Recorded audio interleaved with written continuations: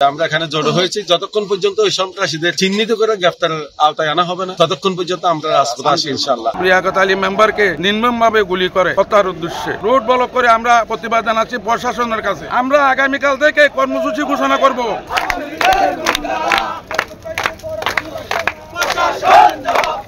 আমি আধা ঘন্টা আগে লিয়াকতের ফ্যামিলি থেকে আমাকে ফোন দেওয়া হয়েছে, বলছে যে লিয়াকতের উপর কিছু সন্ত্রাসী অতর্কিতভাবে 7-8 জন সন্ত্রাসী মুখোশধারী সন্ত্রাসী গুলি করেছে, বাসায় গিয়ে একদম বাসায় গিয়ে পূর্ব পরিকল্পিতভাবে গুলি করেছে। তখন আমরা সাথে সাথে ইউনিয়নের আমি প্রত্যেকটা ওয়ার্ডে ফোন মেসেজ দিয়েছি।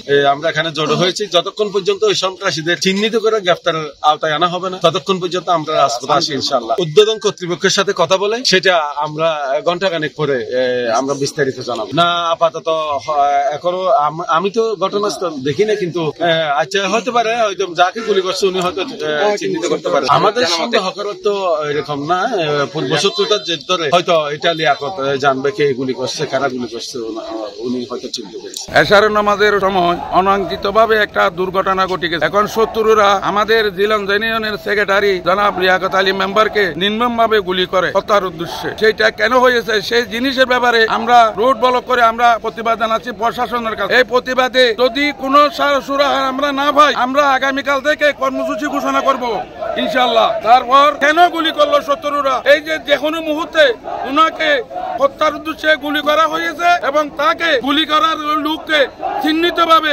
অতি সত্ত্বর প্রশাসনকে অ্যারেস্ট করার জন্য আমি জোর দাবি জানাচ্ছি। আর এলাকার যে আইন শৃঙ্খলার অবনতি প্রশাসন এগুলা চোখে দেখলো না থাকার মতো বান্দরি থাকে কেন থাকে সেটা আমরা বুঝতে পারতেছি না।